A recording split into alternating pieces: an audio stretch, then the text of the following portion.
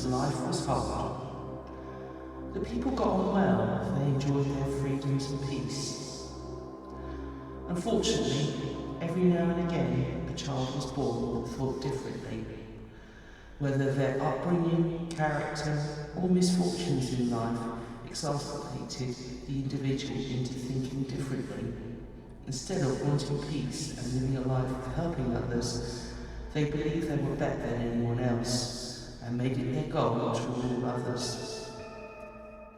Alas, everyone is equal became.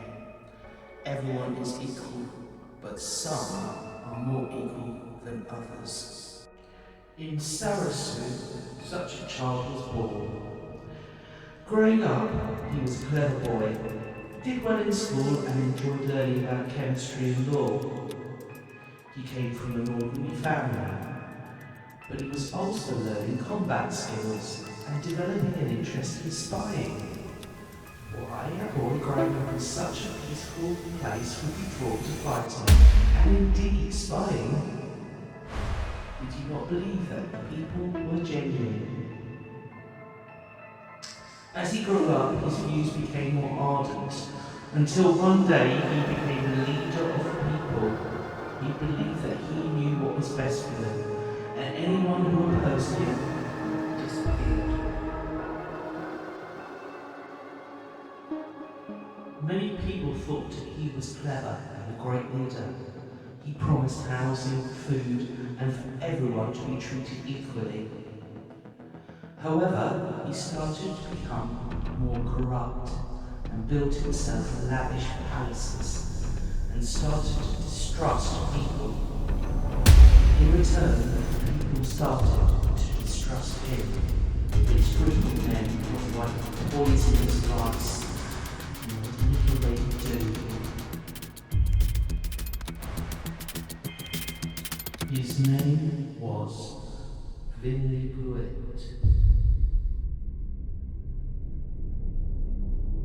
Renuk was a peace-loving kingdom. The people helped each other and loved their freedoms and family dearly. They also possessed mythical creatures known to some as dragons. These dragons reflected the feelings of the people. They loved their freedoms and peace. They made lifelong companions of humans, and although they had great strength, they only used it to help the well-being of their friends and companions. Renuk had been part of Sarasoo Kingdom. It bordered their kingdom. However, before Vinlipuet gained his tyrannical grip on the whole vast kingdom, they managed to break away and were by and large left to their own devices. After a time, the dragons and people of Renuk wished to find out what and who else was out there.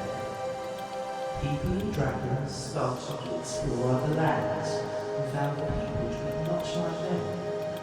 They ventured far and wide and brought back all manner of new things to their land. One day they found the land also possessed dragons. These dragons were friendly, but they differed from their own. Although they loved their companions, they were much more weary of other people and dragons until they earned their trust. Consequently, they were more aggressive. They had learnt the art of combat and could breathe fire, but only when they or their companions were under threat. They soon learned that the Renuks were no threat and life bonds were made. It wasn't long before marriages were celebrated and eggs were laid, and the peoples got to know each other and visited each of their lands. Meanwhile, Vinlipuet sharpened his grip on his people. He trained a huge army in the combat skills he had learnt as a child. He knew what was best for them, and they dared not disagree with him. Word came from his spies that the former heir of Renuk had started travelling and making friends with other peoples. He then heard that their dragons, friendly and of no threat, had mated with fierce dragons and were learning how to fight and wage combat. Suddenly, Nuke became a threat to his absolute power. This former, insignificant province could be his undoing.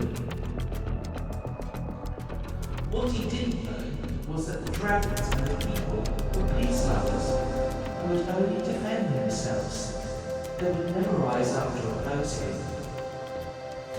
But his life had been so tainted by power and greed that he had failed to listen to his people, and whoever disagreed with him or threatened his power had to be brought down and cower to his will.